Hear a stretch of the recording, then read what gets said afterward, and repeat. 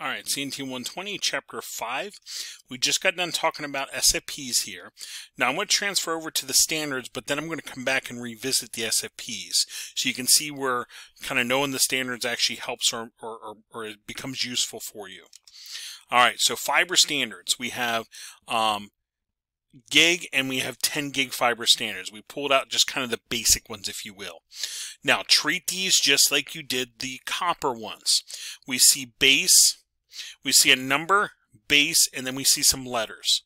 Well, the number is the bandwidth at the front. That should be a little easier to recognize now. Gig, 10 gig, 10 gig. Okay. Base, baseband, just like we said before, copper baseband as opposed to broadband.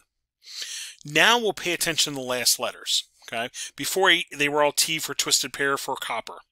Well, now we're going to see a letter combo. S, L, S, L. Okay.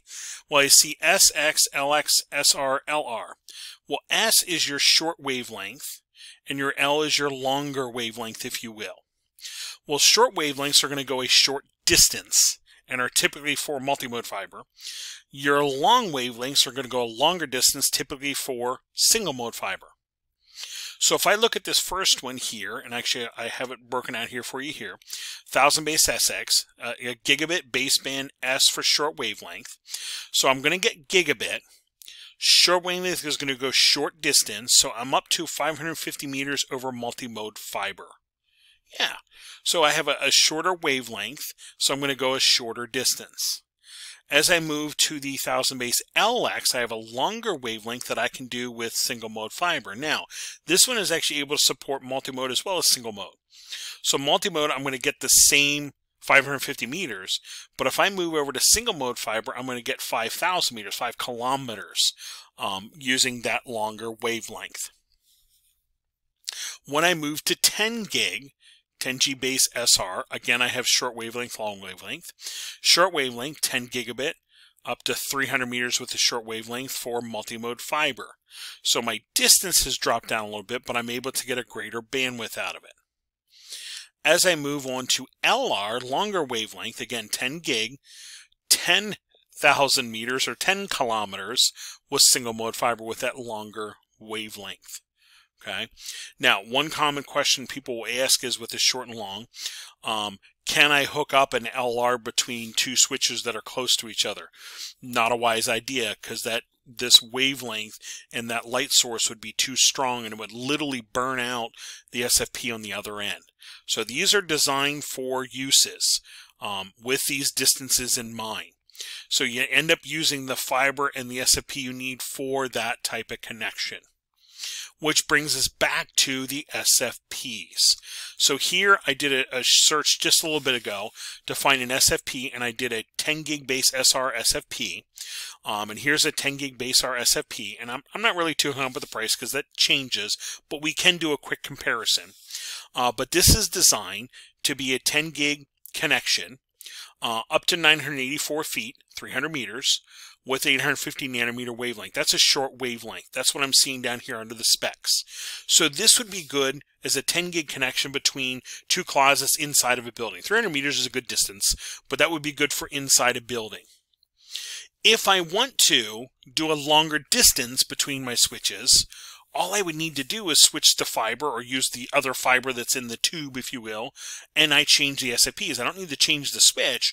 I just change the SFP. So I would pull out the existing SFP and slide the other one in. Well, the other one I would use would be an LR SFP. Here is a 10 gig base LR, 10 gig base LR SFP, able to go in this case now 6.2 miles, but if I look it up, 10 kilometers, if I do a conversion, using this longer wavelength. 1310 nanometers is much longer wavelength than the 850. So longer wavelength, longer distance.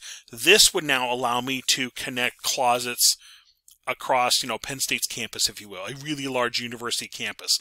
I could go across campus with these SFPs in my switch.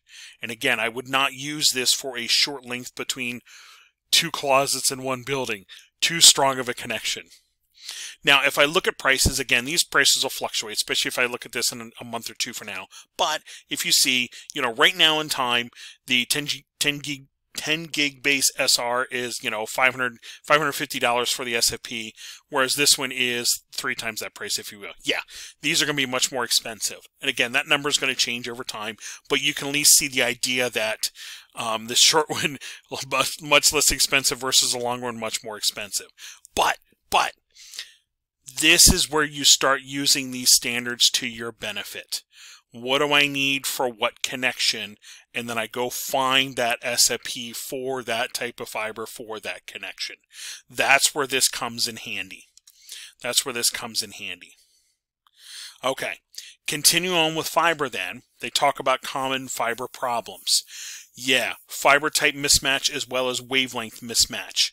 That's where the color codes come into play. When I start looking at the jacket color of the fiber, this starts letting me know the type of fiber it is, because I can't just look at that glass stub and know what it is. I couldn't even put it on a microscope and let me know. I would still be in a ballpark. Okay, especially if I'm looking at 50-125 versus 62.5-125. So the jacket color lets me know the type of fiber. So now I want to make sure I'd be connecting the aqua jacket to an aqua cable or a port with that same type of fiber, if you will. In addition, the connector color code lets me know as well. The connector boot that I was showing you earlier lets me know what I'm dealing with. So I need to make sure I'm paying attention to those so I don't have, think about 2 different garden hose sizes connected together. If I connect a small garden hose to a large garden hose, it's not going to work. I'm going to have water squirting out and leaking out. Same kind of idea with fiber optic. I need to make sure the same core is matching up to the same core on the fiber. Dirty connectors are another problem. So before making any connections, I use some type of fiber cleaner. There's different styles to clearly clean off the end of the connector. And I'm not just going and wiping it on my shirt. No, no, no. I need to use these lint-free fiber optic cleaners. And here's another style here that I click on, basically click onto the connector and it just does a little wipe across. And here's a little roll of material that just kind of wipes over the end and clears it off. Okay, we will come back in the last podcast and hit some of our troubleshooting tools.